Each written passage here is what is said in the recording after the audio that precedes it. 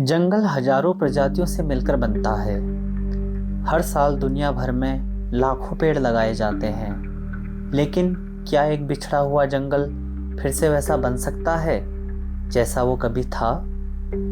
पेड़ तो उगाए जा सकते हैं, पर हिमालय की एक ऐसी प्रजाति है जिसे कोई इंसान नहीं उगा सकता। इसके जंगल केवल प्रकृति खुद बनाती है, धीरे धीरे, अपने ही समय पर। वह पेड़ है गर्मियों में हिल स्टेशन में काफ़ी आसानी से मिलने वाली लाल बेरियां, जो काफ़ी टेस्टी होती है और काफ़ी फेमस भी है, काफल। मेरे सामने अभी ये काफल का पेड़ है। वैसे इतना छोटा नहीं है, इसको यहाँ गांव की महिलाएं दराते से काट देती हैं, तो अब ये दोबारा इसमें टहनियाँ उग रही हैं। पर काफल का जो पेड़ है वो आप उगा नहीं सकते, कोई भी इंसान उसको नहीं उगा सकता, और ना ही इसकी खेती होती है, अभी नर्सरीज में भी नहीं मिलता है। तो फिर काफल रिप्रोड्यूस कैसे होता है? कैसे ये जो हिमालयन बेबेरी है ये अपना प्रजनन करते हैं और अपनी संख्या को बढ़ाते हैं? आइए जानते हैं इस वीडियो में। असल में काफल का जो पेड़ है, काफल के पेड़ के जो बीज हैं वो बहुत हार्ड होते हैं। उसके बाहर का जो क्रस्ट होता है, खोल जिसे बोला जाता है हिंदी में, वो बहुत हार्ड होता है। अब अगर वो डायरेक्टली ज़मीन पे गिर जाए तो मिट्टी जो है वो उसको पेनिट्रेट नहीं कर पाती है, और ना ही उसके अंदर का जो रियल सीड का जो जर्मिनेटिंग मटेरियल है वो भी मिट्टी के टच में नहीं आ पाता है। तो काफल ने एक अलग तरीका अपनाया है। इस इलाके में पाए जाने वाली प्रजातियों में काफल ही ऐसा है जो आपका बर्ड्स पे डिपेंडेंट है। काफल के बीज को बर्ड्स खाती हैं, और बर्ड्स के पेट से गुजर के जब वो बीज ज़मीन में पड़ता है तब वो जर्मिनेट होता है। ऐसा इसलिए होता है क्योंकि बर्ड्स के पेट में जो एसिड्स होते हैं और जो बाकी एंजाइम्स वगैरह होते हैं वो उसको जिस मैकेनिज्म से गुजरता है, वो उसका जो क्रस्ट होता है वो उसको बहुत ढीला और नरम बना देता है या फिर तोड़ भी देता है। उसकी वजह से जो बाहर की वॉल है वो बड़ी आसानी से ज़मीन के संपर्क में आती है। और ये ऐसा करने के लिए इसको पक्षियों की सहायता की ज़रूरत होती है। ऐसे बहुत सारे पक्षी हैं जो ऐसा करने में इसकी मदद करते हैं। बुलबुल्स की प्रजातियां उनमें काफ़ी हैं।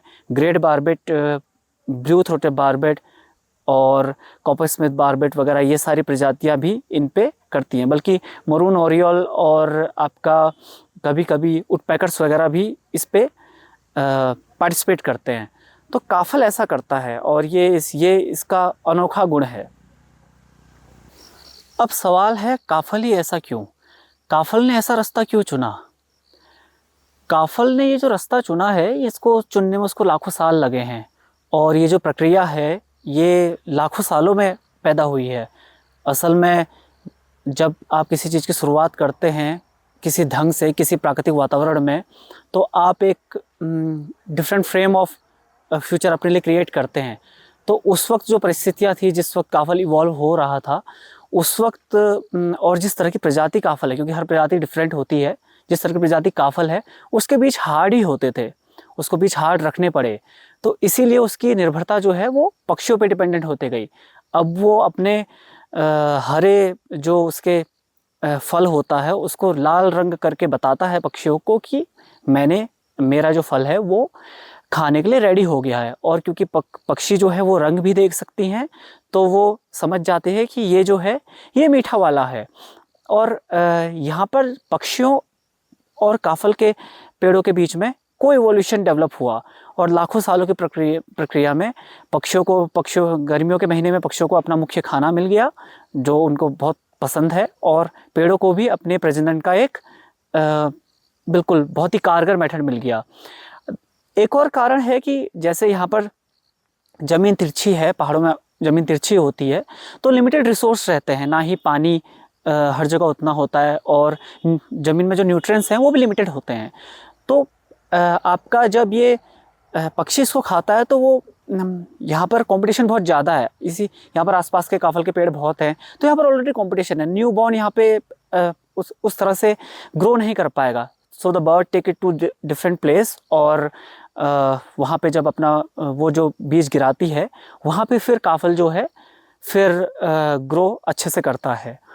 ये बात जो है पक्षी और काफल के पेड़ के इवोल्यूशन की, वो ये भी बताती है कि कैसे कितना इम्पोर्टेंट है पक्षियों का संरक्षण, और कैसे काफल के पेड़ और पक्षी एक दूसरे पर निर्भर हैं, और अगर पक्षी बने रहें तो काफल जो है प्रेजेंट करते रहेगा, वरना फिर ये इस चीज़ को कर पाना काफ़ी मुश्किल हो जाएगा। वैसे भी धीरे धीरे काफल के पेड़ माउंटेन्स में कम होते जा रहे हैं फायर और कटान की वजह से, और कंस्ट्रक्शन तो काफ़ी हो ही रहा है। पहले के मुकाबले काफ़ी कम है, बट अभी भी अगर संरक्षण करा जाए, तो पक्षियों का संरक्षण अगर करा जाए, तो ये इस बात को श्योर करता है कि जो फ्यूचर है वो ग्रीन रहेगा।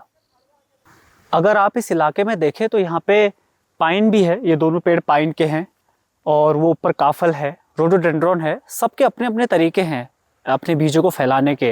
रोडोडेंड्रॉन के छोटे छोटे होते हैं तो वो हवा के साथ उड़ जाते हैं और बड़ी आसानी से फैलते हैं। वैसे तो बर्ड्स का one of the favourite flowers है रोडोडेंड्रॉन। और पाइन के अलग होते हैं, पाइन का भी मेथड पूरा अलग है। पाइन कोन्स वगैरह आपने काफ़ी देखे होंगे पहाड़ों में। तो हर पौधे का, हर पेड़ का अपना तरीका होता है, वो किस तरह से इवॉल्व हुए हैं। जैसे काफ़ी सारे पौधे यहाँ पे होते हैं जिनको सनबर्ड्स ही जो है वो उनका पराग कण जो है वो एक जगह से दूसरी जगह ट्रांसफ़र कर पाती हैं। तो this is how things are evolve, everybody is evolve. काफल हमें यह सिखाता है कि जंगल सिर्फ पेड़ों का समूह नहीं होते, यह रिश्तों का जाल है, जहाँ हर जीव किसी न किसी कहानी का हिस्सा है। यहाँ तक कि एक छोटा फल भी अपने अस्तित्व के लिए पक्षियों पर निर्भर है, और पक्षी उसी के सहारे अपनी यात्रा पूरी करते हैं। प्रकृति में हर चीज एक दूसरे से जुड़ी है।